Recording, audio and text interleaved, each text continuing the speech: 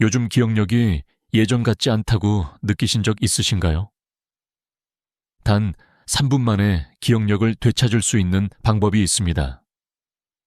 대화를 하다가 분명히 아는 단어인데 입 안에서만 맴돌다가 끝내 나오지 않아 대화가 끊겨버린 경험. 누구나 한 번쯤 있으실 겁니다. 놀라운 사실은 그 원인이 단순히 뇌 자체에 있는 것이 아니라 뇌로 가는 혈액의 흐름을 결정짓는 아주 중요한 지점에 있다는 것입니다. 오늘 영상에서는 하루 5분, 손끝으로 가볍게 눌러주는 단순한 동작만으로 기억력과 말하기 능력을 되살릴 수 있는 비밀을 알려드리겠습니다. 저는 30년 넘게 뇌와 기억을 연구해 온 신경과 전문의입니다. 그러나 이 여정은 연구실에서 시작된 것이 아니라 제 가족의 아픈 기억에서 출발했습니다.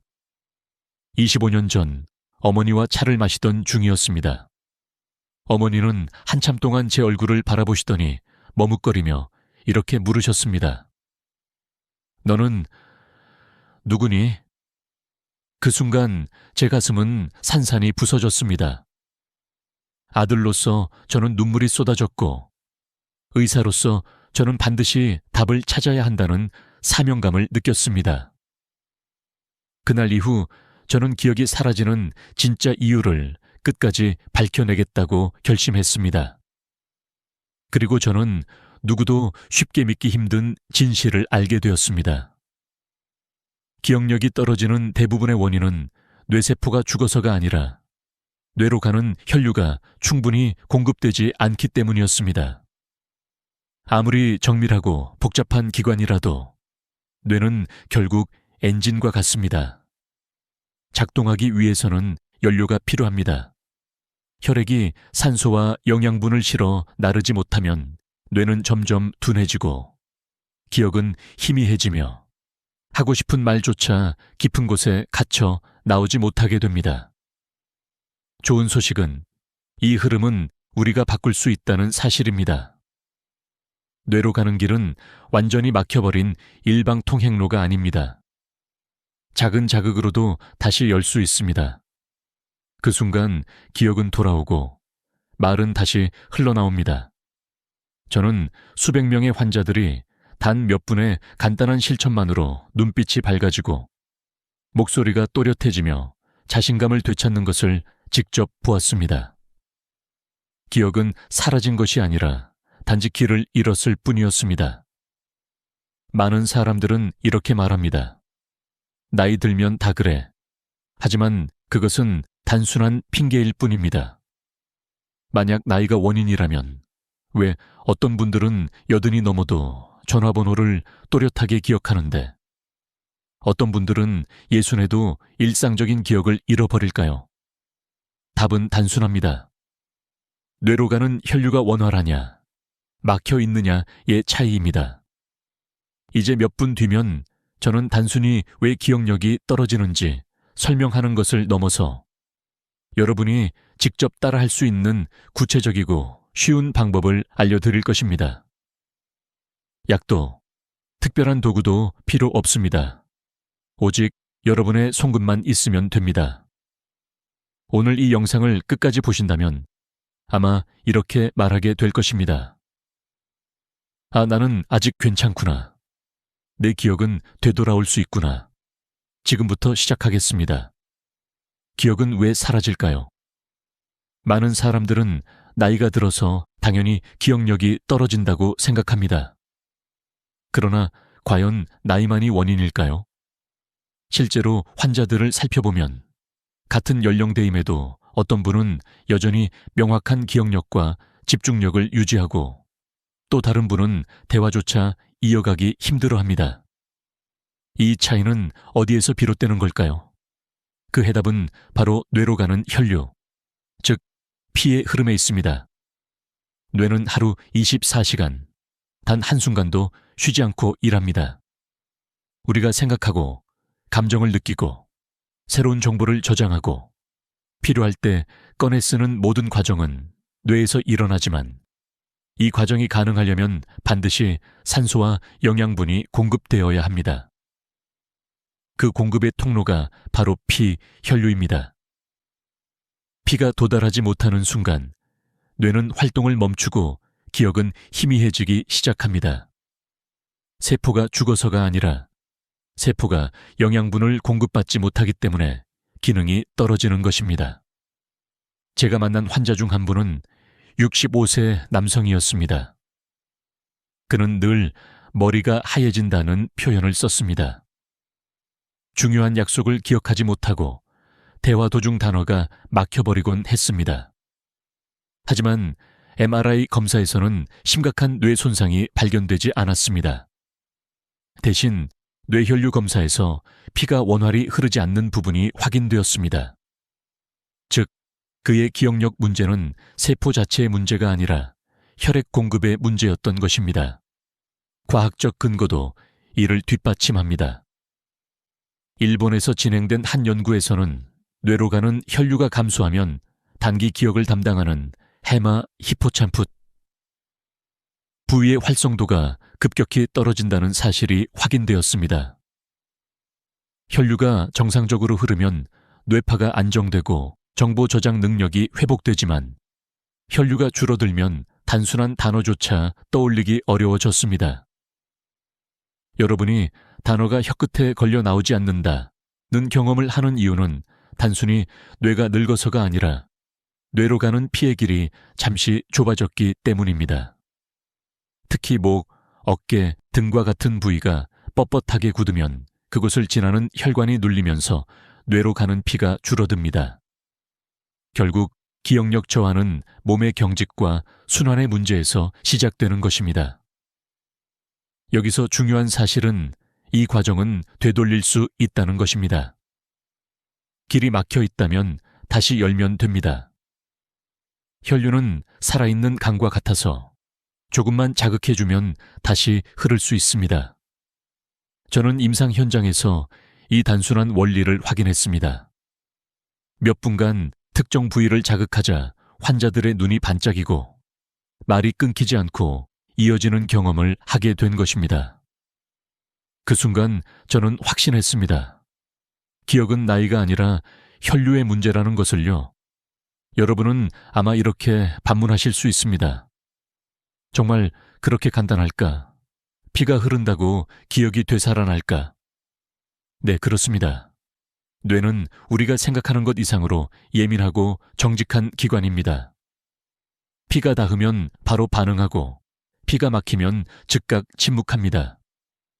문제는 우리가 이 단순한 원리를 잊고 모든 원인을 나의 탓으로만 돌린다는 것입니다. 앞으로 저는 기억력이 떨어지는 진짜 원인이 어디에 있는지, 그리고 뇌로 가는 혈류를 어떻게 회복할 수 있는지 구체적인 방법을 보여드릴 것입니다. 나이가 들어도 또렷하게 살아가는 사람들과 그렇지 못한 사람들의 갈림길은 바로 여기에 있습니다. 여러분도 지금 이 순간부터 그 길을 선택할 수 있습니다. 기억은 사라지는 것이 아니라 돌아올 수 있는 것입니다. 피가 막히는 길목, 바로 여기서 기억의 운명이 갈립니다. 뇌로 가는 혈류는 단순히 머릿속에서만 이루어지는 것이 아닙니다. 목을 지나 어깨를 거쳐 등까지 우리 몸 전체의 혈관망을 따라 흘러갑니다. 그런데 이 길목 중 단 하나라도 막히면 뇌는 충분한 산소와 영양분을 공급받지 못하고 결국 기억이 희미해지기 시작합니다. 제가 수많은 환자들을 만나며 발견한 가장 중요한 지점은 귀 뒤쪽, 목덜미 아래 움푹 들어간 자리입니다. 한의학에서는 이를 풍지혈이라 부르고 신경학에서는 뇌혈류가 집중적으로 모이는 관문으로 설명합니다. 이 작은 지점이 굳어버리면 피는 더 이상 위로 오르지 못합니다. 그러면 단어가 떠오르지 않고 대화가 끊기며 집중력이 흐려지기 시작하는 것이죠. 사실 이 지점은 우리의 생활 습관 때문에 쉽게 막힙니다. 하루 종일 스마트폰을 보며 고개를 숙이고 텔레비전을 보면서 장시간 같은 자세로 앉아 있으면 목과 어깨의 근육이 단단히 수축됩니다. 근육이 단단해진다는 것은 단순한 뻣뻣함이 아니라 혈류의 통로가 압박을 받는다는 뜻입니다. 결국 뇌로 가는 길목이 서서히 좁아지고 기억이 길을 잃기 시작합니다. 여기서 중요한 사실은 풍지혈만이 유일한 길목이 아니라는 점입니다. 어깨 역시 뇌로 가는 피의 고속도로와 같습니다. 어깨가 굳으면 혈류는 위로 올라가지 못하고 중간에서 막혀버립니다. 그래서 많은 환자들이 어깨가 늘 무겁다, 등이 결린다고 말할 때 단순히 근육통이 아니라 뇌로 가는 혈류가 원활하지 않다는 신호일 가능성이 큽니다. 또 한 가지 자주 놓치는 길목은 바로 목입니다. 고개를 숙인 채 오랜 시간 책이나 스마트폰을 보면 목 뒤 근육이 점점 뻣뻣해집니다. 그 사이로 지나가는 혈관은 압박을 받아 혈류 속도가 느려지고 결국 뇌는 필요한 연료를 공급받지 못하게 됩니다. 나이가 들수록 이런 현상은 더 쉽게 일어나고 그 결과 기억력이 급격히 저하되는 것입니다. 과학적 연구도 이를 뒷받침합니다. 영국에서 진행된 한 연구에서는 목과 어깨의 근육 긴장이 심할수록 뇌혈류 속도가 최대 20% 이상 떨어진다는 결과가 나왔습니다. 단순히 근육이 뻣뻣한 것이 아니라 실제로 뇌로 가는 피의 흐름이 줄어든다는 뜻입니다. 그리고 이 작은 차이가 기억을 선명하게 만들 수도 흐릿하게 만들 수도 있습니다. 저는 임상 현장에서 환자들에게 귀 뒤쪽 풍지혈을 자극하거나 어깨와 등을 풀어주라고 권했습니다. 놀랍게도 단 몇 분 뒤 환자들의 눈빛이 달라지고 말투가 또렷해지며 표정이 밝아졌습니다. 마치 막혔던 강물이 다시 흘러가기 시작하는 것처럼 뇌로 가는 길이 열리자 기억이 되살아나는 순간을 직접 확인할 수 있었습니다. 여러분도 지금 이 순간 고개를 살짝 돌려보세요. 목 뒤와 어깨가 뻣뻣하지 않으신가요? 혹은 귀 뒤쪽을 눌렀을 때 딱딱하게 굳어 있지는 않으신가요? 그렇다면 지금 이미 기억으로 가는 길목이 좁아지고 있다는 뜻입니다. 그러나 걱정할 필요는 없습니다. 길은 다시 열 수 있고 피는 다시 흐를 수 있습니다. 그 방법을 저는 곧 여러분께 직접 알려드릴 것입니다. 기억을 되찾는 첫걸음은 길목을 이해하는 데서 시작됩니다. 피의 흐름이 막히는 순간 기억은 함께 멈추지만 그 흐름을 다시 열어주면 기억은 언제든 돌아옵니다. 여러분의 뇌는 아직 살아있습니다. 다만 길을 열어달라고 조용히 신호를 보내고 있을 뿐입니다. 되찾는 방법 3가지. 이제부터는 막힌 길을 어떻게 다시 열 수 있는지 구체적으로 말씀드리겠습니다. 많은 분들이 기억력 저하를 두려워하지만 사실 방법은 생각보다 단순합니다. 특별한 약도 비싼 장비도 필요하지 않습니다. 오직 손끝과 작은 움직임만으로 뇌로 가는 혈류를 열 수 있습니다. 제가 환자들에게 권하고 실제로 효과를 확인했던 3가지 방법을 지금부터 차례로 알려드리겠습니다. 첫 번째 방법은 귀 뒤쪽 풍지혈을 자극하는 것입니다. 풍지혈은 목과 머리가 만나는 지점, 귀 뒤쪽 움푹 들어간 곳에 위치해 있습니다. 이곳을 양손 검지나 중지로 부드럽게 눌러주며 원을 그리듯 10초간 마사지해 보세요. 처음에는 별다른 느낌이 없을 수 있지만 30초 정도 지나면 머리가 맑아지고 눈이 또렷해지는 경험을 하게 됩니다. 어떤 분들은 목덜미가 시원해지거나 등까지 따뜻해진다고 말씀하시곤 합니다. 이 단순한 동작은 단순한 마사지가 아닙니다. 뇌로 가는 혈류의 관문을 다시 여는 열쇠이자 기억을 깨우는 첫 출발점입니다. 두 번째 방법은 등을 풀어주는 자극법입니다. 많은 사람들이 기억력하면 머리만 떠올리지만 실제로 머리로 가는 혈류는 어깨와 등을 거쳐 올라갑니다. 등이 굳어 있으면 아무리 좋은 영양제를 먹어도 효과가 나타나지 않는 이유가 바로 여기에 있습니다. 피가 위로 올라가는 길이 막혀 있기 때문입니다. 준비물은 간단합니다. 효자손이나 긴 손잡이가 달린 빗만 있으면 됩니다. 옷은 얇게 입고 등을 아래에서 위로 쓰다듬듯 천천히 문질러 주세요. 좌우를 번갈아가며 30초씩, 총 2, 3분이면 충분합니다. 이 동작을 하면 등 전체가 따뜻해지고 숨이 깊어지며 눈이 맑아지는 느낌을 받으실 겁니다. 실제로 환자들 중에는 어깨 위에 얹힌 돌덩이가 떨어진 것 같다거나 목까지 시원해졌다고 표현한 분들이 많았습니다. 이 단순한 습관이 뇌로 가는 혈류를 활짝 열어주는 효과를 가져옵니다. 세 번째 방법은 목 스트레칭입니다. 우리는 하루 종일 고개를 숙이고 스마트폰을 보거나 높은 베개를 베고 자면서 목 근육을 딱딱하게 만듭니다. 하지만 이 굳은 목을 풀어주면 뇌로 가는 혈류 속도가 빨라지고 집중력과 말하기 능력이 놀라울 만큼 개선됩니다. 방법은 간단합니다.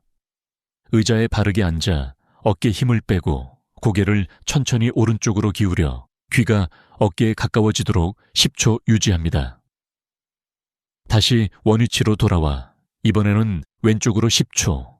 이어서 고개를 뒤로 젖히며 어깨를 펴고 손바닥으로 허벅지를 살짝 눌러줍니다.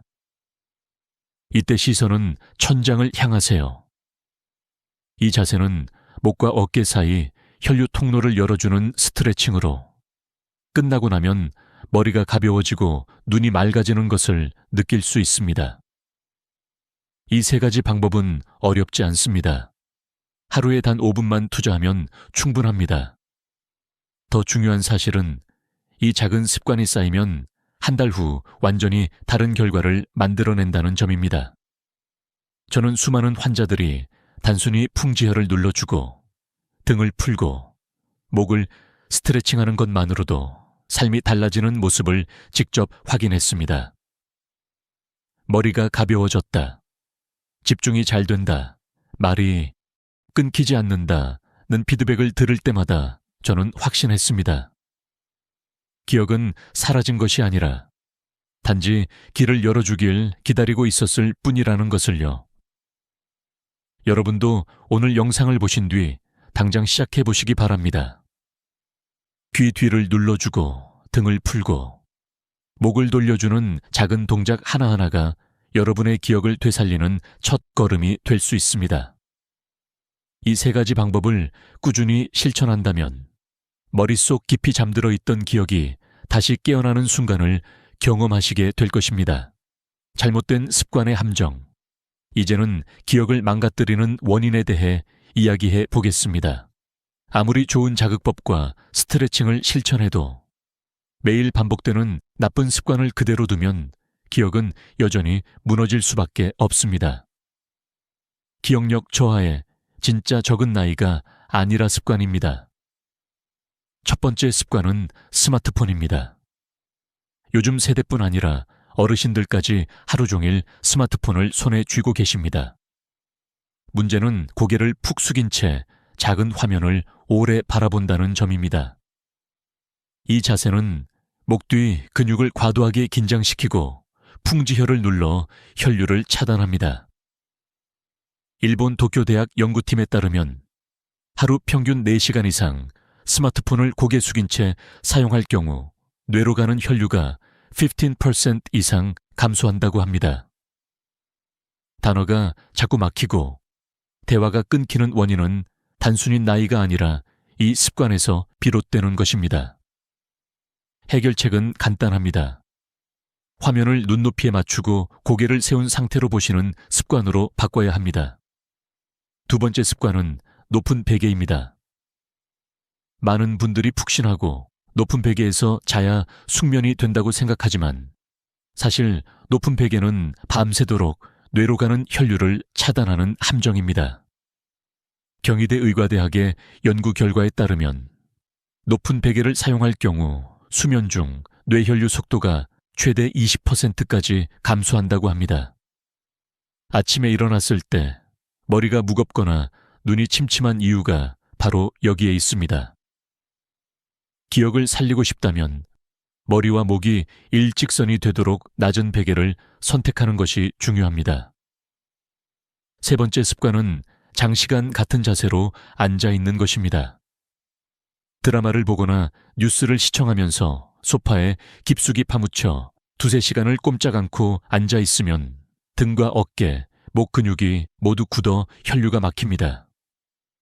서울대 노인의학연구소의 조사에 따르면 하루 평균 2시간 이상 같은 자세로 앉아 있는 노인의 70%가 기억력 저하와 집중력 감소를 호소했습니다. 하지만 광고 시간마다 단 1분이라도 일어나 어깨를 돌리고 목을 스트레칭하면 혈류가 회복되어 기억력에 큰 도움이 됩니다. 이처럼 우리 일상에 깊이 배어 있는 세 가지 습관, 스마트폰을 고개 숙여보는 습관, 높은 베개에서 자는 습관, 장시간 같은 자세로 앉아 있는 습관, 은둔해 보이지 않게 우리의 기억을 갉아먹습니다. 그러나 동시에 이 습관을 고치는 것만으로도 기억은 되살아날 수 있습니다. 임상에서 만난 환자들 중 많은 분들이 운동을 열심히 해도 기억이 좋아지지 않는다고 말씀하셨습니다. 하지만 습관을 고치고 나서부터는 달라졌습니다. 하루 10분도 채 되지 않는 작은 변화가 한 달 뒤에는 또렷한 기억력으로 이어졌습니다. 실제로 74세 환자 한 분은 베개를 바꾸고 TV 시청 중 매번 일어나 스트레칭을 하신 뒤 예전에는 외우지 못하던 전화번호를 자연스럽게 기억해 내셨습니다. 그분은 울먹이며 이렇게 말씀하셨습니다.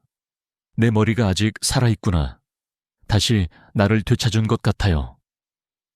기억을 지키는 싸움은 거창한 것이 아닙니다. 거대한 치료법도 값비싼 약도 필요 없습니다. 단지 잘못된 습관을 바로잡는 작은 실천이 우리의 뇌를 지켜줍니다. 여러분이 지금 어떤 습관을 가지고 계신지가 기억력의 운명을 좌우합니다. 지금 당장 스마트폰을 눈높이에 올려보세요. 오늘 밤 베개를 낮춰보세요.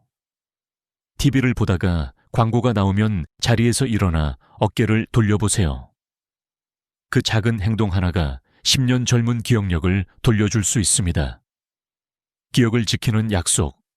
이제 마지막으로 드리고 싶은 말씀은 단순한 정보가 아니라 삶을 바꾸는 실천입니다. 아무리 좋은 방법을 알고 있어도 꾸준히 실천하지 않으면 변화는 찾아오지 않습니다. 기억력 회복은 의지가 아니라 습관의 힘에서 나옵니다. 저는 환자들에게 항상 작게, 그러나 매일 하라라고 강조합니다. 실제로 병원에서 만난 한 70대 어르신은 처음에는 열정적으로 풍지혈 마사지와 목 스트레칭을 시작했지만 일주일도 채 지나지 않아 잊어버리고 포기하곤 했습니다. 그러나 그분이 변화한 순간은 실천표를 만들었을 때였습니다. 냉장고, 거울, 화장실 문 같은 눈에 잘 보이는 곳에 월요일엔 풍지혈, 화요일엔 등 풀기, 수요일엔 목 스트레칭. 이렇게 요일별로 적어두신 겁니다. 결과는 놀라웠습니다. 3주가 지나자 그분은 이젠 TV를 보다가도 오늘이 무슨 날인지 저절로 떠오른다고 하셨습니다. 작은 표 한 장이 뇌를 깨우는 시작이 된 것입니다. 또 다른 환자 74세 이종섭 어르신은 더 극적인 경험을 하셨습니다. 평소엔 스마트폰 없이는 전화 한 통도 걸지 못하던 분이었는데 어느 날 외출 중에 휴대폰 배터리가 꺼져버렸습니다. 순간 당황했지만 집으로 돌아와 집 전화를 들고 숫자를 하나씩 눌러 내려갔습니다.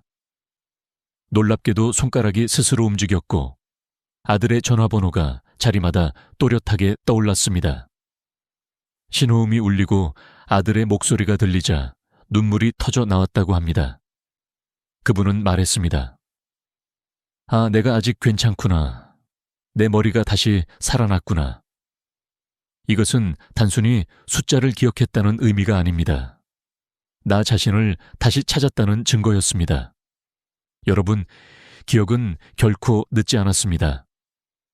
오늘 밤 TV를 보다가 잠깐 고개를 돌리고 어깨를 풀어보세요. 내일 아침 귀 뒤를 눌러 풍지혈을 자극해보세요. 그 작은 움직임 하나가 머릿속 깊이 잠들어 있던 기억을 깨울 수 있습니다. 중요한 건 크고 거창한 변화가 아니라 작지만 꾸준한 반복입니다. 저는 30년 연구와 임상 경험을 통해 확신합니다. 기억을 지키는 힘은 매일의 선택에 달려 있습니다. 잘못된 습관을 버리고 작은 실천을 반복하며 가족과 함께 웃고 대화하는 순간이 곧 최고의 뇌 훈련입니다. 기억은 사라지는 것이 아니라 우리가 돌려설 수 있는 것입니다. 오늘 이 영상을 끝까지 함께 해주셔서 감사합니다. 만약 이 이야기가 마음에 와닿으셨다면 좋아요와 구독을 눌러주시고 소중한 분들과 꼭 공유해주세요. 여러분의 작은 클릭 하나가 누군가의 기억을 지켜주는 시작이 될 수 있습니다. 여러분의 기억 절대 늦지 않았습니다. 오늘부터 다시 깨어나기 시작합니다. 모든 채소는 몸에 좋다. 평생 그렇게 믿어왔습니다. 하지만 그 믿음이 제 아내의 신장을 무너뜨릴 뻔했습니다. 의사였던 저조차도 눈앞에서 벌어진 현실 앞에서 충격을 감출 수 없었습니다. 당뇨와 고혈압을 앓던 아내는 매일같이 건강하다 믿었던 채소들을 먹었습니다. 그런데 그 건강한 식탁이 사실은 염증을 키우는 불씨였던 겁니다. 병원 검사에서 드러난 수치들은 냉혹했고 수십 년 의사로 살아온 저를 무너뜨릴 만큼 충격적이었습니다. 그날 이후 저는 한 사람의 남편으로서 또 한 사람의 의사로서 제 신념을 뿌리째 흔드는 질문을 마주했습니다. 채소는 정말 모두 몸에 이로운가? 사람들은 흔히 채소라면 무조건 건강에 좋을 것이라고 생각합니다.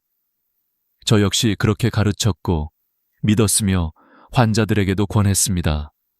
그런데 제 아내의 사례는 그 믿음을 송두리째 깨뜨렸습니다. 의학 교과서 어디에도 자세히 쓰여 있지 않은 그러나 환자들의 몸에서 실제로 일어나고 있던 채소의 양면성을 직면하게 된 것입니다. 어떤 채소는 약처럼 작용해 생명을 살리지만 어떤 채소는 독처럼 작용해 혈관을 갉아먹고 염증을 쌓아 올리며 몸을 서서히 무너뜨립니다. 저는 다시 연구실로 돌아갔습니다. 수백 편의 논문을 찾아보고 최신 임상 데이터들을 뒤적이며 매일같이 채소 하나하나의 성분을 재검토했습니다. 그 과정에서 알게 된 사실은 단순했습니다. 우리가 나이 들수록 필요한 채소는 따로 있고 반드시 피해야 할 채소 또한 명확히 존재한다는 것입니다. 그동안 채소는 모두 약이라는 단순한 공식이 얼마나 위험한 착각이었는지를 저는 늦게나마 깨달았습니다. 저는 이 이야기를 숨기고 싶지 않았습니다. 왜냐하면 아내가 겪은 고통은 다른 노인 환자분들이 겪지 않아야 할 일이었기 때문입니다. 여러분이 지금 이 영상을 보고 계신다면 어쩌면 비슷한 고민을 안고 있을지도 모릅니다. 혈당이 오르내려서 걱정이신가요? 이유 없이 피곤하고 몸이 무거우신가요? 혹은 늘 챙겨 먹던 채소가 과연 진짜 내게 좋은지 의심해 본 적 있으신가요? 그렇다면 이 이야기는 바로 여러분을 위한 것입니다. 오늘 제가 말씀드릴 내용은 단순히 채소 목록을 나열하는 것이 아닙니다. 오랜 세월 동안 환자 곁을 지키며 쌓은 임상 경험과 과학이 밝혀낸 영양학적 진실, 그리고 무엇보다 한 사람의 가족을 살리고 싶었던 절박함이 함께 녹아 있습니다. 이 영상은 채소를 바라보는 여러분의 시각을 완전히 바꿔놓을 것입니다. 저는 올해로 82 노년내과 전문의 박성철입니다. 45년 동안 대학병원과 요양병원에서 노인의 식생활, 혈관, 신장질환만을 연구해왔습니다. 그 시간 동안 수천 명의 환자들을 보며 제가 배운 것은 하나입니다. 무엇을 먹느냐가 그 사람의 인생을 바꾼다. 단순히 건강을 지키는 차원이 아니라 노년의 삶의 질, 나아가 존엄까지 결정짓는 문제입니다. 저는 지금부터 오랫동안 제 환자들이 가장 많이 물었던 질문에 답하려 합니다. 박사님, 도대체 뭘 먹어야 합니까? 뭘 피해야 합니까? 아마 여러분도 같은 질문을 품고 계실 겁니다. 그리고 오늘 저는 그 답을 분명하게 말씀드릴 겁니다. 하지만 본격적인 이야기에 들어가기 전에 한 가지 부탁을 드리고 싶습니다. 지금 이 영상을 어느 지역에서 보고 계신가요? 서울인가요? 부산인가요? 아니면 제주일까요? 댓글에 남겨주시면 저는 여러분의 건강 여정을 꼭 기억하겠습니다. 저는 아내의 눈물에서 출발해 이 진실을 마주했습니다. 그리고 지금은 수많은 어르신들께 그 깨달음을 나누며 두 번째 인생을 살고 있습니다. 앞으로 이어질 이야기는 단순히 지식 전달이 아니라 실제로 여러분의 몸을 변화시키고 삶을 되살릴 수 있는 열쇠가 될 것입니다. 어떤 채소는 뇌를 살리고 어떤 채소는 조용히 심장을 무너뜨립니다. 우리가 먹는 그 한 끼가 약이 될지 독이 될지는 결국 우리의 선택에 달려 있습니다. 이제 저는 여러분과 함께 그 선택의 길을 하나씩 밝혀나가겠습니다. 오늘 들으실 이야기는 그 어떤 건강 상식보다도 현실적이고 그 어떤 의학 논문보다도 가슴 깊이 다가올 것입니다. 왜냐하면 이 이야기는 숫자나 통계가 아니라 살아있는 사람들의 몸과 눈물에서 시작되었기 때문입니다. 이제부터 채소에 숨겨진 진짜 얼굴을 보여드리겠습니다. 아내의 병실을 떠올리면 아직도 가슴이 먹먹합니다. 당뇨 합병증으로 입원했을 때 검사 결과지를 보는 순간 저는 말을 잃었습니다. 수십 년 동안 환자들의 혈액 수치와 진단지를 봐왔지만 제 가족의 수치에서 그토록 큰 이상을 발견했을 때의 충격은 달랐습니다. 혈당은 계속 치솟고 있었고 신장 기능은 눈에 띄게 악화되고 있었습니다. 그런데 아내가 먹어온 음식은 남들이 다 좋다고 말하는 채소들이었습니다. 이 모순은 저를 깊은 의문 속으로 빠뜨렸습니다. 왜 좋다고 알려진 음식이 누군가에게는 독이 될까요? 저는 이 질문에 붙잡혀 밤마다 자료를 뒤졌습니다. 의학 논문, 영양학 데이터, 그리고 실제 환자들의 사례까지 모조리 검토했습니다. 그 과정에서 드러난 사실은 놀라웠습니다. 우리가 밥상에서 아무렇지 않게 올리는 채소들이 어떤 사람에게는 혈당을 은밀히 높이고 염증을 쌓아가는 원인이 된다는 것이었습니다. 채소가 모두 몸에 좋다는 단순한 믿음은 사실상 잘못된 정보였습니다. 예를 들어 옥수수는 달콤한 맛 때문에 많은 이들이 건강 간식이라 여기지만 당지수가 매우 높아 혈당을 급격히 올립니다. 감자 역시 비슷합니다. 삶아 먹든 튀겨 먹든 당 수치의 롤러코스터를 일으켜 당뇨 환자에게는 치명적일 수 있습니다. 그런데 이 사실을 아는 사람은 많지 않습니다. 대부분은 채소니까 괜찮겠지라는 안일한 생각으로 접시에 담습니다.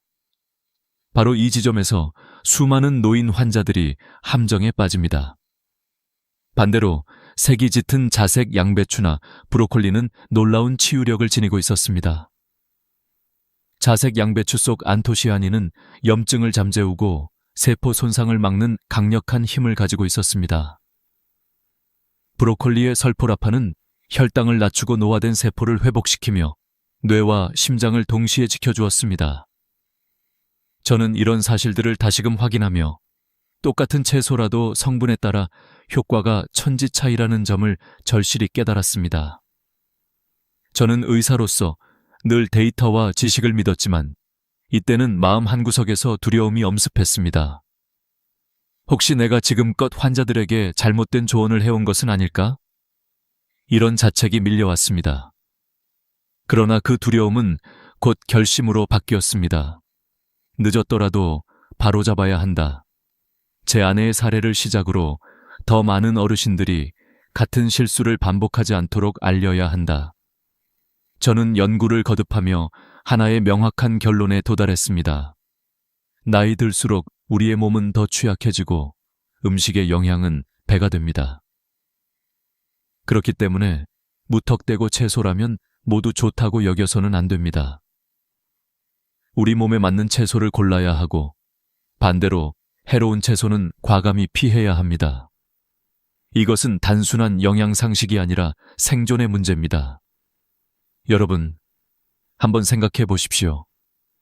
매일 밥상에 오르는 음식이 사실은 몸속에 독을 쌓아가고 있다면 우리가 무심코 먹는 한 접시가 수년 뒤 심장마비나 심부전이라는 결과로 돌아온다면 이건 결코 과장이 아닙니다. 실제로 수많은 환자들이 그런 길을 걸어왔습니다.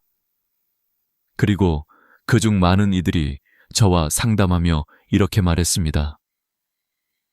박사님, 저는 그저 몸에 좋다고 해서 먹었을 뿐인데 왜 제 몸은 이렇게 아픈 걸까요? 그 질문은 저를 붙잡았고 결국 제가 이 영상을 찍는 이유가 되었습니다. 저는 오늘 이 자리에서 숨겨진 채소의 진실을 낱낱이 드러내고자 합니다. 우리의 몸은 단순하지 않습니다. 사람마다 대사 능력과 면역력, 혈관 상태가 다릅니다. 그렇기에 어떤 채소는 약이 되고 어떤 채소는 독이 됩니다. 이 간단하지만 무거운 진실을 받아들이는 순간 우리는 비로소 건강의 열쇠를 손에 쥐게 됩니다. 제가 드리고 싶은 메시지는 분명합니다. 모든 채소가 좋은 건 아니다. 그 말 속에는 우리 노년의 삶을 지켜낼 중요한 힌트가 숨어 있습니다. 여러분이 앞으로 무엇을 먹을지, 무엇을 피할지는 여러분의 혈관과 장기, 그리고 수명을 좌우할 것입니다. 저는 그 길을 밝혀드리기 위해 이 자리에 있습니다. 이제부터는 실제 사례와 함께 어떤 채소들이 삶을 바꾸었는지를 보여드리겠습니다. 저는 환자들과 함께 걸어온 길에서 놀라운 회복의 순간들을 숱하게 보아왔습니다. 그 중에서도 채소를 제대로 섭취했을 때 일어난 기적 같은 변화는 아직도 제 가슴에 선명합니다. 자색 양배추, 브로콜리, 비트, 시금치. 이 4가지 채소는 단순히 영양소를 제공하는 수준을 넘어 나이든 몸을 되살리는 힘을 보여주었습니다. 먼저 자색 양배추. 단순히 색깔이 예뻐서 좋은 것이 아닙니다. 보랏빛 속에 숨어있는 안토시아닌은 세포 손상을 막고 만성 염증을 잠재우는 강력한 무기입니다. 염증은 노인이 겪는 거의 모든 질병의 뿌리입니다. 심장병, 관절염, 치매까지도 염증과 연결되어 있습니다. 그런데 자색 양배추를 꾸준히 섭취하면 몸속 불씨 같은 염증이 잦아들고 마치 오래된 벽돌집의 균열을 메우듯 신체가 다시 단단해집니다. 실제로 72세 김영자 어르신은 만성 소화 불량과 변비로 힘들어했지만 매일 자색 양배추를 생으로 섭취한 뒤 눈에 띄게 회복했습니다. 배변 활동이 규칙적으로 돌아오고 얼굴빛까지 환해졌습니다. 저는 그녀의 미소에서 다시금 음식의 힘을 느꼈습니다. 브로콜리 또한 빼놓을 수 없습니다. 녹색 꽃송이 안에는 설포라판이라는 성분이 숨어 있습니다. 이 물질은 혈당을 안정시키고 인슐린 저항성을 낮추며 노화된 세포의 염증을 억제합니다. 69세 정성수 씨는 수년간 당화혈색소가 높아 고민하던 분이었습니다. 아무리 식단을 관리해도 수치는 내려가지 않았습니다. 하지만 브로콜리를 매일 데쳐 드신 지 3개월 만에 수치가 눈에 띄게 떨어졌습니다. 그분은 브로콜리가 내 인생을 바꿨다고 말할 정도로 만족해 하셨습니다. 뇌 건강에도 탁월한 효과가 있다는 연구 결과는 이미 다수 존재합니다. 비타민 K와 엽산이 풍부하여 기억력과 집중력을 지켜주기 때문입니다. 비트는 혈관을 살리는 채소입니다. 그 속에 든 질산염은 체내에서 산화질소로 바뀌어 혈관을 확장시킵니다. 덕분에 혈압이 내려가고 뇌 혈류가 개선됩니다. 75세 이순옥님은 오후만 되면 기운이 빠져 아무것도 못하던 분이었습니다. 하지만 비트 스무디를 꾸준히 드신 뒤 활력을 되찾았습니다. 기억력마저 눈에 띄게 좋아졌다고 말씀하셨습니다. 붉은 빛깔의 베타인은 세포의 노화를 늦추는 항산화제 역할까지 했습니다. 단순히 피로 회복이 아니라 삶 전체가 달라진 것입니다. 마지막으로 시금치. 이 채소는 노인에게 눈과 뇌를 지키는 방패와 같습니다. 루테인과 제아잔틴은 노화로 약해지는 망막을 보호하고 시력 저하를 늦춥니다. 또한 철분과 마그네슘, 엽산이 고르게 들어있어 혈액을 만들고 신경을 안정시킵니다. 80세 오정희 씨는 안구 건조와 골다공증으로 힘들어했지만 매일 시금치를 섭취한 뒤 눈의 피로가 줄고 골밀도 수치가 향상되었습니다. 그녀는 이제 다시 책을 읽고 세상을 또렷하게 볼 수 있다며 웃음을 되찾았습니다. 이렇듯 채소 하나하나가 사람의 삶을 바꾸는 열쇠가 되기도 합니다. 중요한 것은 그냥 먹는 것이 아니라 어떻게, 어떤 형태로 먹느냐입니다. 자색 양배추는 생으로 샐러드에 넣어 먹을 때 가장 효과적이고, 브로콜리는 살짝 찌거나 마늘과 함께 볶을 때 효능이 극대화됩니다. 비트는 스무디로 섭취할 때 흡수율이 높으며, 시금치는 살짝 데쳐 나물로 무쳐 먹으면 옥살산 걱정 없이 즐길 수 있습니다. 여러분, 이 4가지 채소는 단순한 식재료가 아닙니다. 한 사람의 노년을 활기차게 만들고 삶을 새롭게 열어주는 친구입니다. 어제보다 오늘, 오늘보다 내일 더 건강한 몸을 원한다면 이 4가지 채소를 반드시 기억하시기 바랍니다. 이제 우리는 반대로 몸을 무너뜨리는 채소들의 진실을 마주해야 합니다. 지금까지는 우리 몸을 살리는 채소들을 보았습니다. 하지만 모든 채소가 약이 되지는 않습니다. 오히려 어떤 채소는 나이가 들수록 조용히 도구로 작용해 건강을 위협합니다. 우리는 그것을 잘 알지 못한 채 매일 밥상에 올려왔습니다. 아내의 사례가 그렇듯이 좋다는 이름 아래 몸을 무너뜨리는 채소들이 분명 존재합니다. 첫 번째는 옥수수입니다. 달콤하고 고소한 맛 때문에 많은 분들이 간식으로 즐겨왔지만 옥수수는 혈당 지수가 높은 대표적인 채소입니다. 특히 나이가 들어 췌장이 약해진 상태에서 옥수수를 자주 섭취하면 혈당이 급격히 상승하고 인슐린 분비가 불안정해집니다. 66세 박모 씨는 간단히 먹을 수 있다는 이유로 통조림 옥수수를 늘 식탁에 올렸습니다. 그러나 정기검진에서 공복 혈당이 130을 넘고 당화혈색소까지 높아져 결국 당뇨 진단을 받았습니다. 그는 건강한 채소라고만 믿었다며 충격을 받았고 지금은 옥수수를 완전히 끊고 다른 대체 식품으로 관리하고 있습니다. 두 번째는 감자입니다. 우리에게 너무 친숙한 식재료지만 감자는 혈당을 급격히 올려 당뇨와 고혈압 위험을 동시에 높입니다. 튀김이나 으깬 감자로 먹을 때는 그 해로움이 더 커집니다.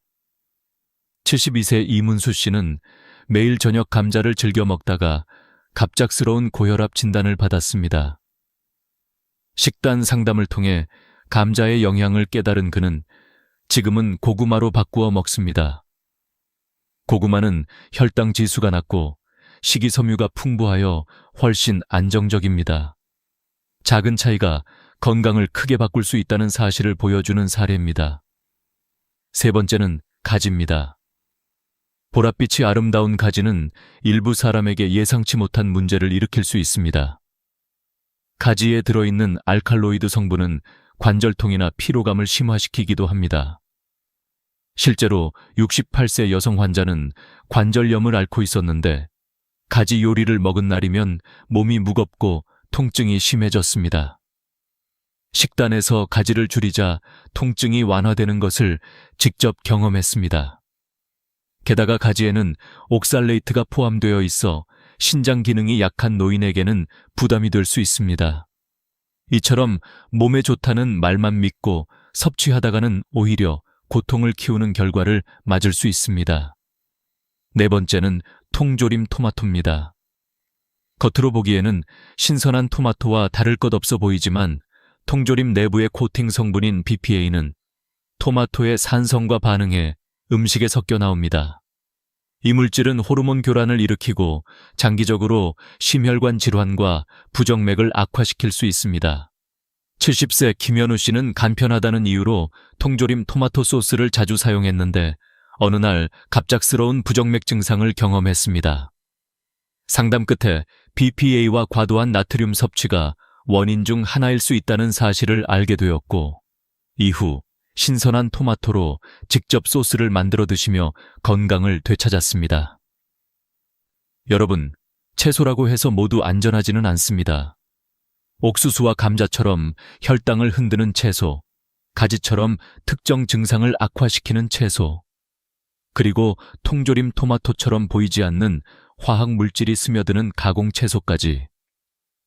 이들은 나이가 들어갈수록 우리 몸을 더욱 무너뜨립니다. 중요한 것은 무조건 피하는 것이 아니라 자신의 몸 상태를 이해하고 선택하는 것입니다. 혈당이 불안정하다면 옥수수와 감자를 줄이고, 관절염이 있다면 가지를 조심해야 합니다. 또 가공식품 대신 신선한 재료를 선택하는 지혜가 필요합니다. 좋은 채소는 뇌와 심장을 지키지만 나쁜 채소는 조용히 몸을 갉아먹습니다. 우리는 늘 약과 독을 동시에 밥상 위에 올리고 있는 셈입니다. 그 차이를 아는 순간 건강의 주도권은 여러분의 손에 들어옵니다. 이제 저는 과학과 실제 경험을 바탕으로 어떻게 하면 이 채소들의 영양을 올바르게 구분하고 적용할 수 있는지 말씀드리겠습니다. 나이가 들수록 음식이 단순한 영양 그 이상의 의미를 지니게 됩니다. 그 한 끼가 혈관의 운명을 바꾸고 신장의 수명을 결정하며 삶의 활력을 되찾아주기도 합니다.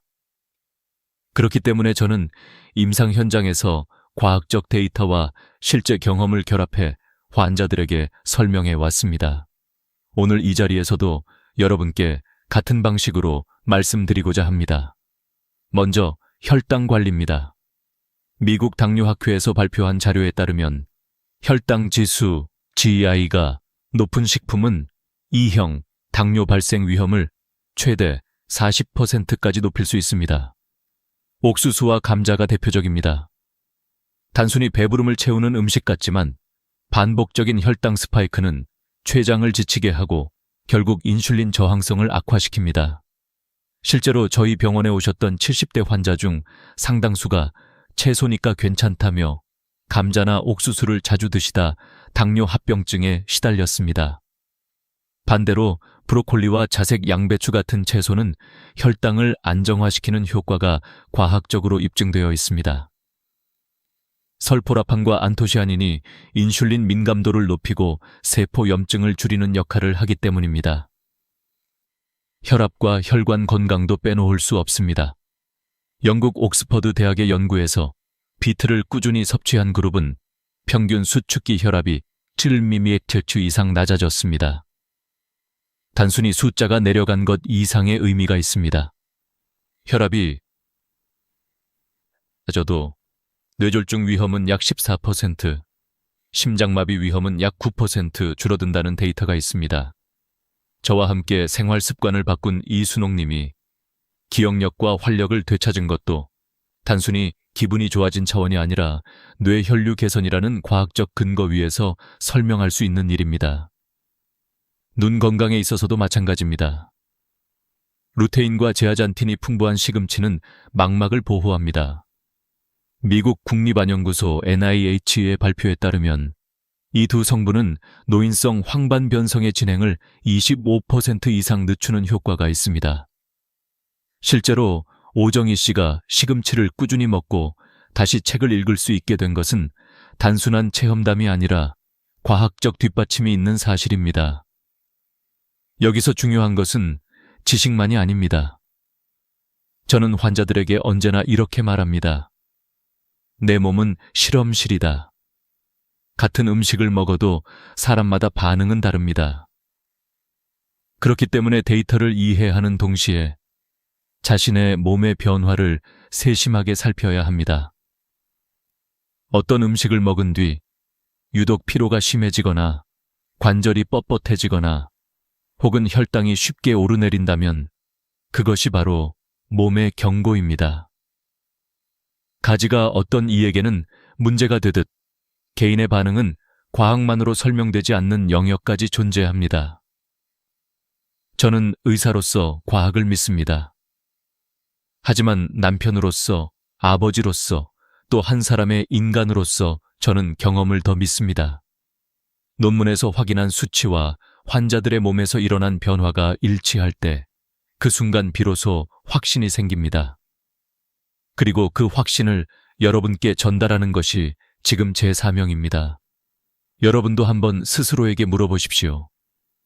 나는 어떤 채소를 믿고 먹어왔는가? 그리고 그 결과 내 몸은 어떻게 반응했는가? 이 질문에 솔직하게 답하는 순간 건강을 지키는 첫 걸음이 시작됩니다. 좋은 채소를 선택하는 것은 단순히 식단 관리가 아니라 자기 몸을 존중하는 행위입니다. 반대로 나쁜 채소를 무심코 섭취하는 것은 스스로를 해치는 일과 다르지 않습니다. 이제까지 말씀드린 것은 단순한 이론이 아닙니다. 혈액검사 수치로, MRI 영상으로, 그리고 환자들의 웃음으로 증명된 사실입니다. 여러분의 선택은 곧바로 수치로, 건강으로, 삶의 질로 이어집니다. 저는 여러분이 더 이상 채소는 모두 좋다는 막연한 믿음에 머무르지 않기를 바랍니다. 그 대신 과학과 경험이 말해주는 진실을 따르길 바랍니다. 이제 마지막으로 제가 살아온 인생과 의사로서의 여정을 통해 얻은 가장 큰 교훈을 나누고자 합니다. 저는 80이 넘은 지금도 매일 아침 병원 노트를 펼칩니다. 수십 년간 수많은 환자들을 보며 얻은 결론은 단순하지만 무겁습니다. 당신이 먹는 것이 곧 당신의 내일을 만든다. 젊을 때는 잘 몰랐습니다. 몸이 강하고 회복력이 빠르니 무엇을 먹든 큰 문제가 없어 보였습니다. 그러나 나이가 들면 이야기가 달라집니다.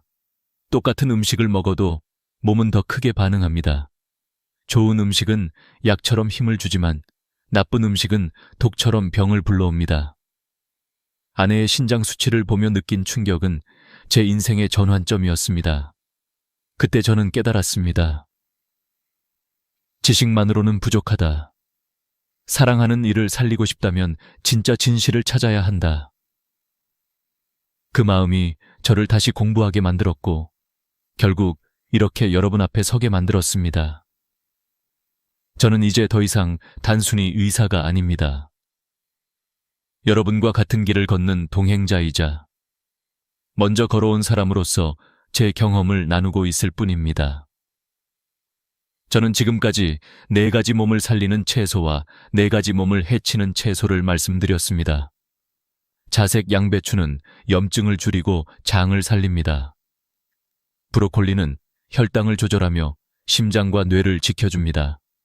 비트는 혈관을 확장시켜 혈압을 낮추고 활력을 되찾아줍니다. 시금치는 눈과 뇌, 그리고 혈액을 살리는 보물 같은 채소입니다. 반대로 옥수수와 감자는 혈당을 무너뜨리고 가지는 관절과 신장을 괴롭히며 통조림 토마토는 화학물질과 나트륨으로 우리 몸을 갉아먹습니다. 그러나 이 모든 사실보다 더 중요한 교훈이 있습니다. 그것은 바로 음식은 곧 처방이라는 것입니다. 의사가 내리는 약 처방만큼이나 우리가 매일 선택하는 밥상이 우리의 몸을 결정합니다. 나이가 들수록 그 영향은 더욱 분명해집니다. 그러니 오늘의 작은 선택이 내일의 건강을 바꾼다는 사실을 잊지 마십시오. 저는 환자들에게 늘 이렇게 말합니다. 오늘 식탁에 무엇을 올릴지는 결국 당신이 스스로에게 쓴 처방전입니다. 아무도 대신 써주지 않습니다. 제 아내의 회복도 수많은 환자들의 변화도 결국은 스스로 내린 처방을 실천했기에 가능했습니다. 여러분, 오늘 들으신 이야기가 단순한 정보로 끝나지 않기를 바랍니다. 지금 이 순간 냉장고를 열어 어떤 채소를 꺼낼지, 장을 보러 갔을 때 어떤 선택을 할지, 그것이 바로 여러분의 인생을 바꾸는 첫걸음이 될 것입니다. 저는 이 긴 여정을 먼저 걸어온 사람으로서 여러분께 진심으로 말씀드립니다. 늦지 않았습니다. 지금부터 바꾸면 됩니다. 혹시 오늘 저녁 식사에 어떤 채소를 드실 예정인가요? 저는 여러분이 자색 양배추 한 줌이라도 곁들이길 바랍니다. 그것이 내일의 활력을 만들어줄 테니까요. 작은 습관의 변화가 여러분의 남은 인생을 새롭게 열 것입니다. 이 영상을 끝까지 함께 해주셔서 감사합니다. 여러분의 건강한 100세 인생을 진심으로 응원합니다. 혹시 이 이야기가 도움이 되셨다면 구독과 좋아요, 알림 설정을 꼭 눌러주세요. 여러분의 작은 행동이 더 많은 분들에게 이 지혜를 전하는 힘이 됩니다. 앞으로도 저는 여러분께 노년을 위한 실제적인 지혜와 이야기를 전해드리겠습니다. 함께 걸어가며 더 건강한 내일을 만들어 갑시다. 오늘도 건강한 선택, 여러분 평생 하루 3번 양치를 열심히 지켜오셨나요? 아마 대부분 고개를 끄덕이실 겁니다. 그런데 여기서 충격적인 이야기를 들려드리겠습니다. 그 습관이 오히려 65세 이후에는 치아와 잇몸을 해치고 심지어 수명까지 단축시킬 수 있다는 사실입니다. 믿기 어려우시죠? 바로 이 반전의 진실이 오늘 이야기의 시작입니다. 저는 40년 넘게 치과에서 수천 명의 환자를 만나며 이 불편한 진실을 수없이 확인해 왔습니다. 어느 83세 할아버지는 식사 후마다 3번씩 무려 60년을 꼬박꼬박 양치했지만 결국 치아가 흔들리고 시린 고통에 시달리게 되었습니다. 왜일까요? 그것은 잘못된 습관이 몸에 깊숙이 자리 잡았기 때문입니다. 사실 양치질은 횟수가 많을수록 좋은 것이 아닙니다. 오히려 횟수가 많아질수록 치아와 잇몸을 보호하는 자연 방어막이 더 많이 손상될 수 있습니다. 의학적 연구에 따르면 65세 이상 어르신이 하루 3번 이상 양치할 경우 잇몸이 내려가는 속도가 2배 이상 빨라진다고 보고되었습니다. 단단했던 잇몸 조직은 나이가 들며 20대 때보다 약 40% 이상 얇아지고 약해지는데 여기에 3번씩 강하게 문지르는 습관이 더해지면 결국 치아 뿌리가 드러나고 통증이 시작됩니다. 어르신들 중에는 나는 매일 3번, 아니 4번도 닦았다고 자부하시는 분들이 많습니다. 하지만 그 결과는 늘 기대와 반대였습니다. 너무 열심히 했기에 오히려 손해를 본 것이지요. 이 역설적인 상황은 마치 지나친 운동이 관절을 망가뜨리는 것과도 같습니다. 적당히, 그리고 올바르게 하는 것이 핵심입니다. 저는 환자들에게 늘 이렇게 말합니다. 치아는 많이 닦는다고 지켜지는 것이 아니라 제대로 닦아야 오래 간다. 이 대목에서 여러분께 질문을 던지고 싶습니다. 지금 손으로 잇몸을 살짝 눌러보세요. 불편함이 느껴지시나요? 혹은 치아가 예전보다 길어 보이시나요? 그렇다면 이미 잇몸이 후퇴하고 있다는 신호입니다. 실제로 65세 이상 어르신의 80%가 이런 잇몸 후퇴를 경험합니다. 이는 단순한 미관 문제가 아니라 치아를 잃게 되는 첫 단계입니다. 저는 76세 환자의 사례를 기억합니다. 그는 매일 3번, 무려 5분씩 치아를 닦으며 나는 누구보다 치아에 충실했다고 자부했습니다. 그러나 그의 구강을 살펴보니 뿌리가 드러나 차가운 물조차 마실 수 없는 상태였습니다. 연구 결과도 그의 사례를 뒷받침했습니다. 강한 칫솔질은 잇몸을 빠르게 손상시키고 시린 증상을 악화시킨다는 것입니다. 하지만 여기서 중요한 메시지가 있습니다. 늦지 않았다는 것입니다. 잘못된 습관을 고치는 순간 회복은 시작됩니다. 저의 또 다른 환자는 평생 하루 1번, 아침에만 부드럽게 닦았지만 여전히 튼튼한 치아를 유지하고 있었습니다. 이 대조적인 사례는 우리에게 분명한 교훈을 줍니다. 바로 양치의 핵심은 횟수가 아니라 방법이라는 사실입니다. 그렇다면 어떻게 해야 할까요? 첫째, 초극세모 칫솔을 사용해야 합니다. 이는 일반 칫솔보다 훨씬 부드러워 잇몸을 보호해줍니다. 둘째, 강하게 밀어내듯 문지르지 말고 45도 각도로 원을 그리듯 닦아야 합니다. 저는 환자들에게 달걀 껍데기를 닦는 느낌이라고 설명합니다. 껍데기를 세게 밀면 금이 가듯 잇몸도 마찬가지입니다. 셋째, 하루 2번, 한 번에 2분을 넘기지 않는 것이 중요합니다. 오래 닦는다고 더 깨끗해지지 않습니다. 여러분이 이 3가지를 기억한다면 지금까지의 잘못된 습관을 바로잡을 수 있습니다. 그리고 그 변화는 생각보다 빠르게 나타납니다.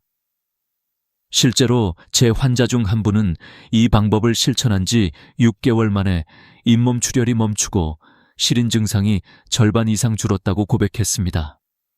평생 3번 양치라는 오래된 상식이 이제는 올바른 2번 양치라는 새로운 진실로 바뀌어야 할 때입니다.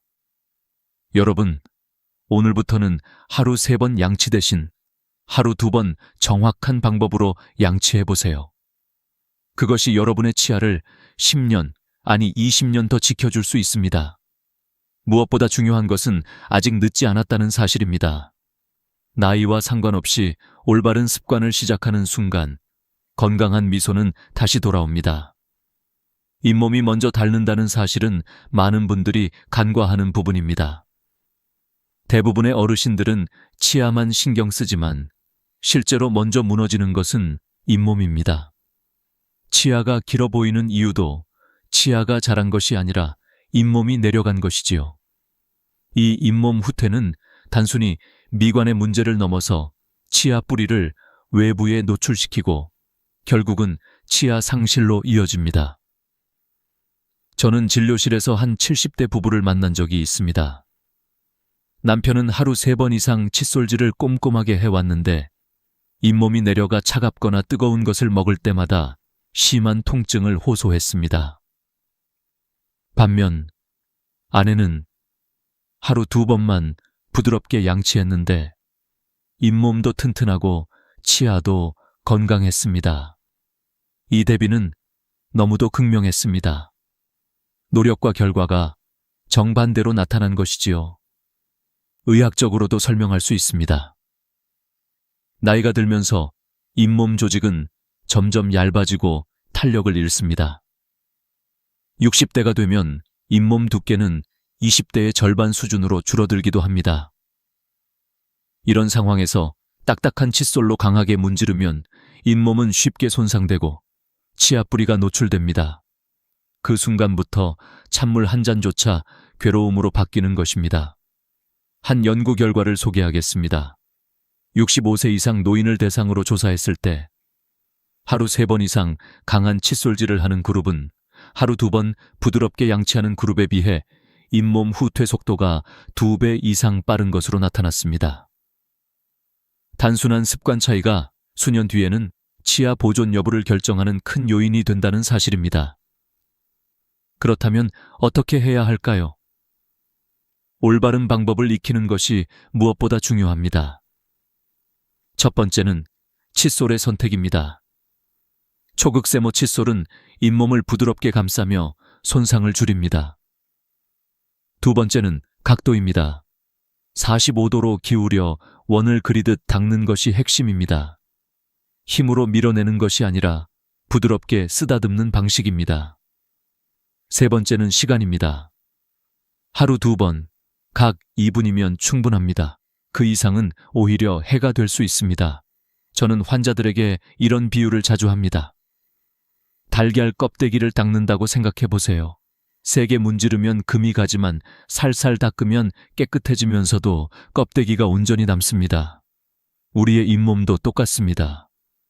지나친 힘은 보호막을 깨뜨릴 뿐입니다. 실제로 한 82세 할머니는 평생 하루 한 번만 아침에 가볍게 닦았는데도 치아가 튼튼했습니다. 비결은 바로 적절한 강도와 올바른 방법이었습니다. 반대로 76세 남성은 5분씩 3번을 닦았지만 뿌리가 드러나 시린 증상에 시달렸습니다. 이 두 사람의 차이는 횟수가 아니라 방법이었습니다. 저는 여기서 한 가지 더 강조하고 싶습니다. 잇몸이 한번 내려가면 다시 원래대로 돌아오기 어렵습니다. 그렇기 때문에 미리 예방하는 것이 핵심입니다. 이미 증상이 시작되었더라도 올바른 방법으로 전환하면 더 이상 진행되지 않도록 막을 수 있습니다. 한 환자의 사례가 떠오릅니다. 그는 양치를 바꾼 후 6개월 만에 잇몸 출혈이 멈췄고 시린 증상이 50% 이상 줄었습니다. 단순히 칫솔과 방법만 바꿨을 뿐인데 삶의 질이 달라졌다고 했습니다. 명 선생님, 이제는 물 마시는 게 두렵지 않아요 라며 웃던 그 얼굴을 저는 잊을 수 없습니다. 여러분도 오늘부터는 생각을 바꾸셔야 합니다.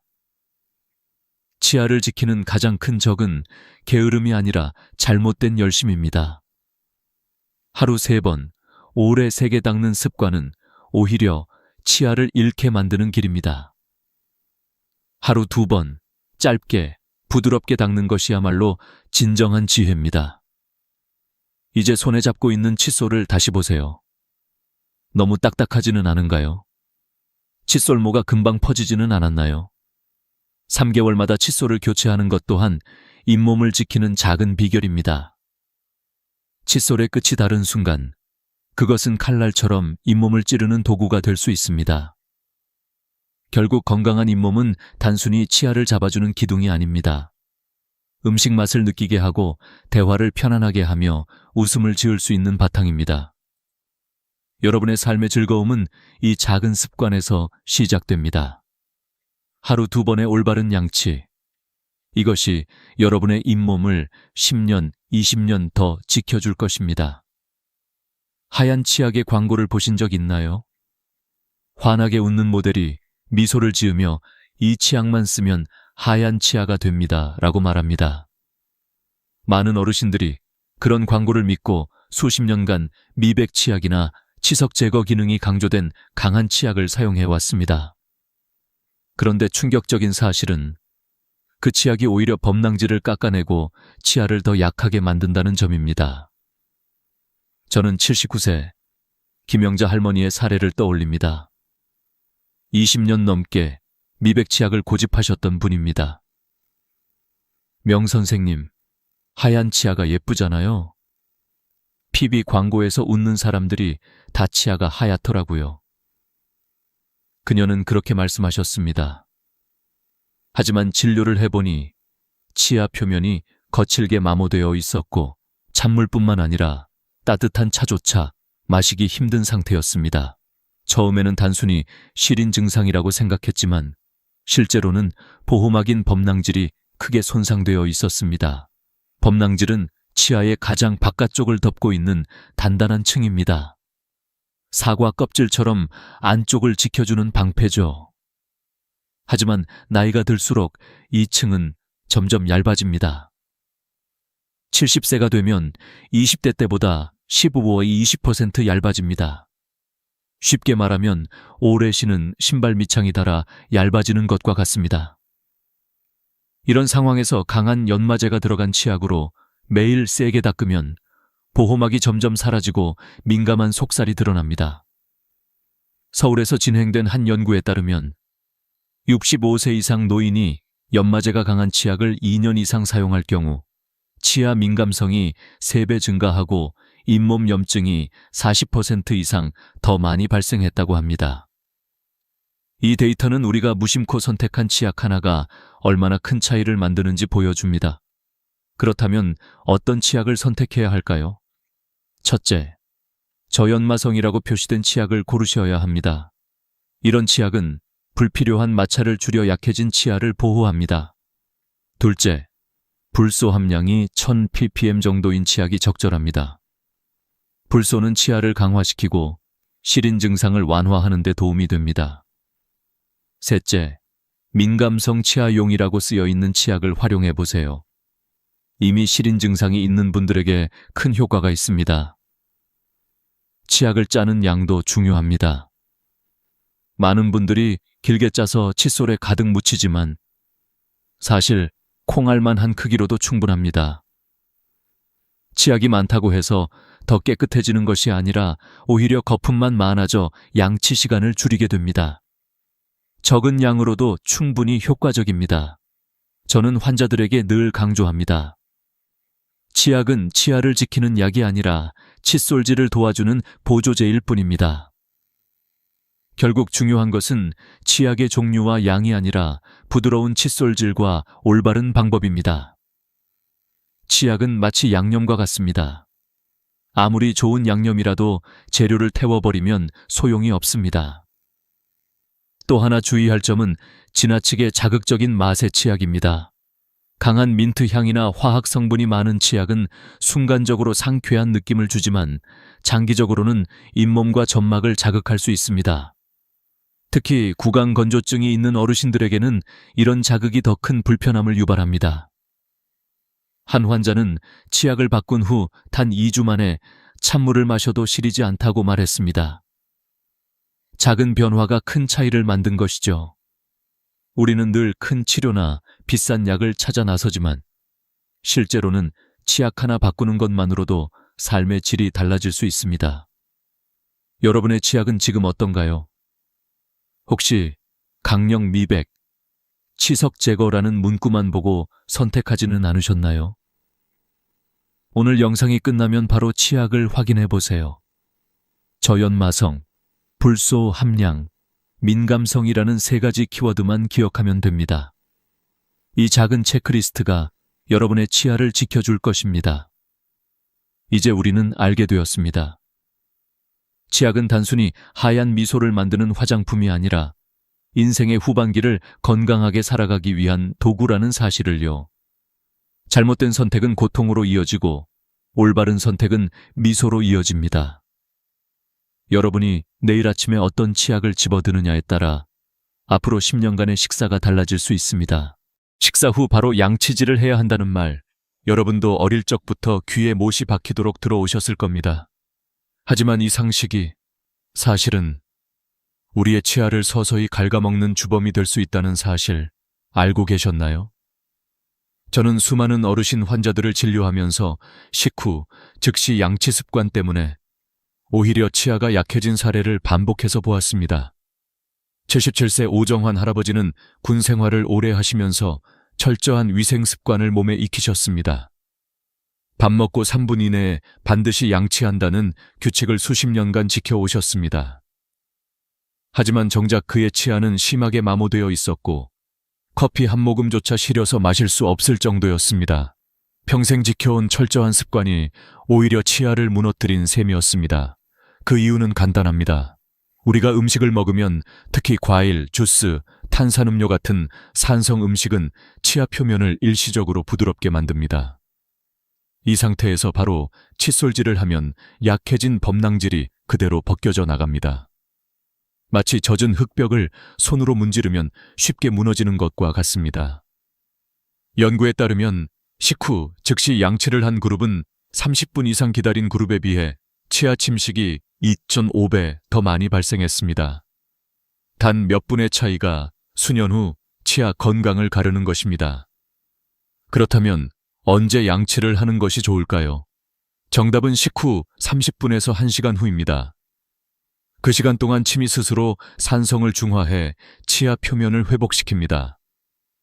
만약 기다리는 것이 불편하다면 그 대신 물이나 무설탕차로 입을 헹구는 것만으로도 충분히 도움이 됩니다. 실제로 많은 환자들이 이 작은 습관을 실천하고 나서 치아 시림이 현저히 줄었다고 말씀하셨습니다. 저는 어르신들에게 이렇게 조언합니다. 식사와 양치를 연결하지 마시고 아침 기상 후와 자기 전에 2번만 고정하세요. 이렇게 하면 생활이 훨씬 단순해지고 치아도 더 오래 건강하게 유지됩니다. 물론 특별히 음식이 입안에 오래 남는 경우라면 불소가 포함된 구강 세정액으로 가볍게 헹구는 것도 좋은 대안이 됩니다. 여기서 한 가지 더 중요한 사실을 말씀드리겠습니다. 산성 음식은 생각보다 우리 일상에 흔합니다.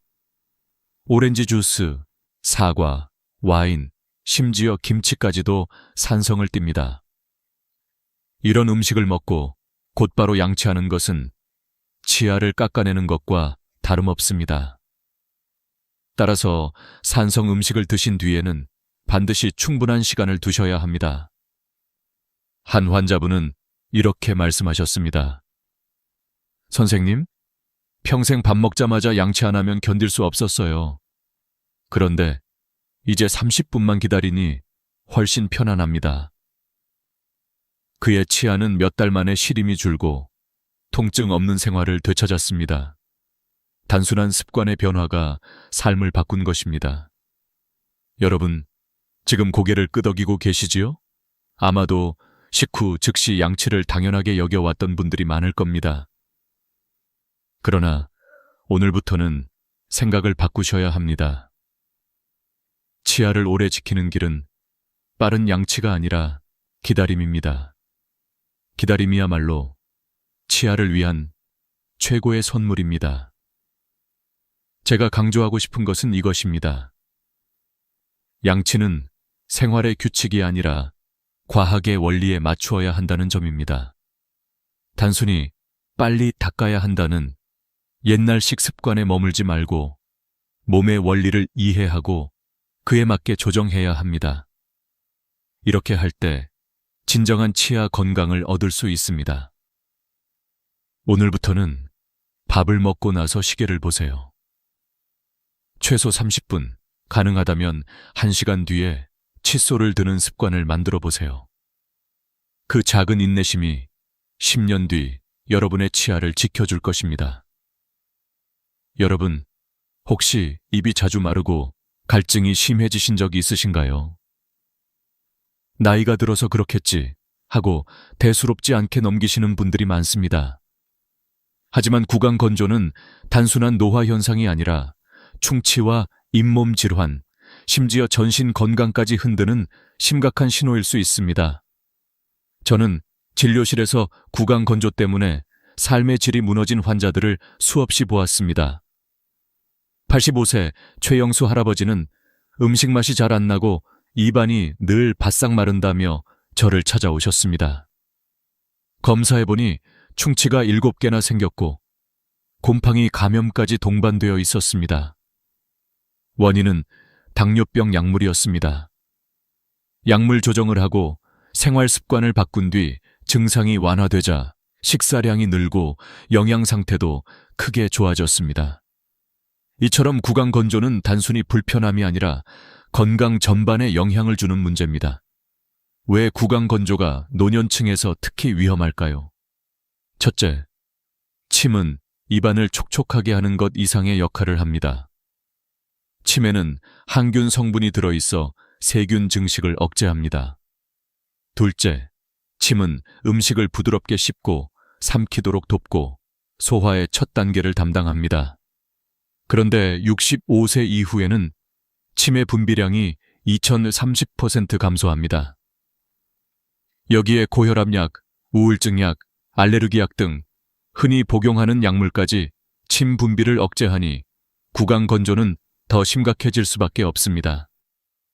구강 건조가 지속되면 어떤 일이 생길까요? 첫째, 충치 위험이 3배 이상 증가합니다. 침이 줄어들면 치아를 보호하는 자연 방어막이 사라지기 때문입니다.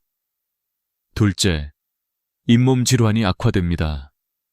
침은 잇몸을 씻어내고 보호하는 역할을 합니다. 셋째, 곰팡이 감염 같은 구강 내 감염이 흔하게 발생합니다. 넷째, 음식 맛을 제대로 느끼지 못해 식욕이 떨어지고 결국 영양 부족으로 이어집니다. 다섯째, 말하기와 삼키기가 어려워져 사회적 고립감까지 생길 수 있습니다. 그렇다면 어떻게 관리해야 할까요? 첫 번째 방법은 물을 자주 조금씩 마시는 것입니다. 하루 8잔 이상이 이상적입니다. 두 번째는 무설탕 사탕이나 껌을 활용하는 것입니다. 침샘을 자극해 침 분비를 늘릴 수 있습니다. 세 번째는 인공침을 사용하는 것입니다. 약국에서 쉽게 구할 수 있는 인공침은 입안을 촉촉하게 유지하는 데 큰 도움이 됩니다.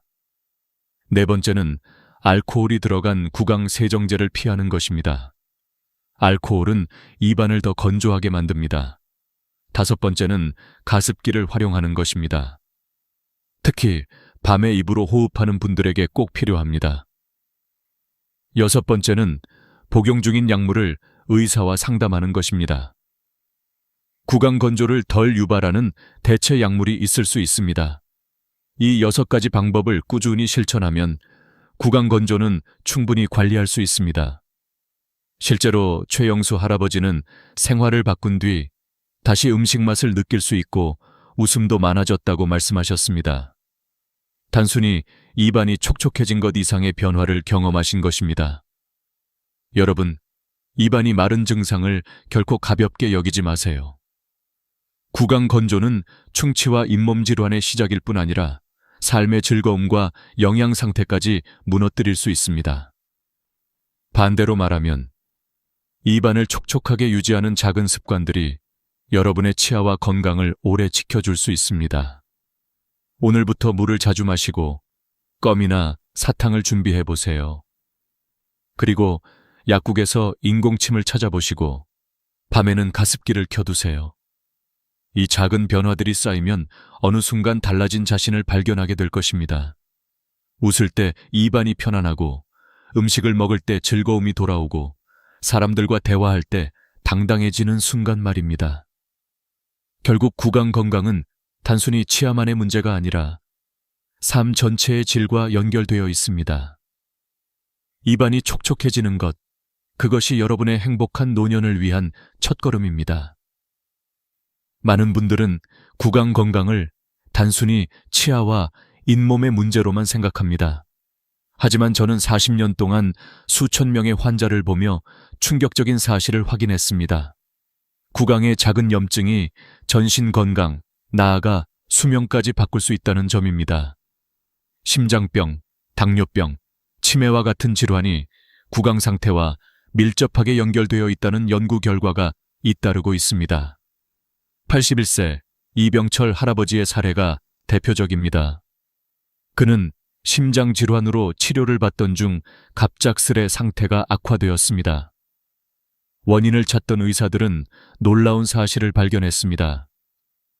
심각한 잇몸 감염이 혈류를 타고 심장에 영향을 주고 있었던 것입니다. 잇몸 치료를 시작한 뒤 심장 상태가 안정되었고 그는 증손자의 돌잔치에 건강하게 참석할 수 있었습니다. 이가 심장에 영향을 줄 수 있다니 믿을 수 없다라고 하셨지만 이는 과학적으로 입증된 사실이었습니다. 서울에서 진행된 연구에 따르면 심각한 잇몸 질환이 있는 65세 이상 노인은 그렇지 않은 노인에 비해 심장 질환 위험이 약 20% 높았습니다. 또 다른 연구에서는 잇몸 질환 환자가 치매에 걸릴 확률이 30% 이상 높다는 결과도 나왔습니다. 미국 하버드 의대 연구팀은 건강한 구강을 유지한 노인이 평균 6.4년 더 오래 산다고 보고했습니다. 단순히 이를 닦는 습관이 수명을 늘릴 수 있다는 뜻입니다. 그렇다면 우리는 어떤 습관을 가져야 할까요? 저는 환자들에게 6가지 처방전을 제시합니다. 첫째, 하루 2번 부드러운 초극세모 칫솔로 2분간 양치하세요. 둘째, 저연마 불소 민감성 치약을 콩알만큼만 사용하세요. 셋째, 식후 최소 30분에서 1시간 후에 양치하고 그전에는 물로 헹구는 습관을 들이세요. 넷째, 하루 8잔 이상의 물을 마시고 구강 건조를 관리하세요. 다섯째, 치실이나 치간 칫솔로 치아 사이를 청소하세요. 여섯째, 6개월마다 정기적으로 치과 검진을 받아 문제를 조기에 발견하세요. 이 처방전을 꾸준히 실천한 환자들은 놀라운 변화를 경험했습니다. 어떤 이는 잇몸 출혈이 멈췄고 또 다른 이는 심장 발작의 위험에서 벗어났습니다. 저는 그들의 눈빛에서 삶을 되찾은 기쁨을 보았습니다. 여러분도 할 수 있습니다. 늦었다고 생각하지 마세요. 지금이 바로 시작하기에 가장 좋은 때입니다. 저는 마지막으로 이렇게 말씀드리고 싶습니다. 나이는 단순한 숫자에 불과합니다. 올바른 지식과 작은 실천만으로도 치아와 잇몸은 100세까지 지켜낼 수 있습니다. 건강한 구강은 단순히 음식을 씹기 위한 것이 아니라 웃음을 되찾고 대화를 이어가며 삶의 질을 지켜주는 열쇠입니다. 여러분, 오늘부터 작은 습관을 바꿔보세요. 하루 2번, 올바른 방법으로 양치하는 것, 물을 자주 마시는 것, 그리고 정기적으로 치과를 찾는 것. 그 모든 것이 쌓여서 여러분의 인생을 더 길고 행복하게 만들어줄 것입니다. 오늘 이야기가 도움이 되셨다면 구독과 좋아요 버튼을 눌러주세요. 그리고 이 영상을 가족이나 주변 어르신들과 꼭 공유해 주시기 바랍니다. 여러분의 한 번의 클릭이 누군가의 삶을 바꿀 수 있습니다.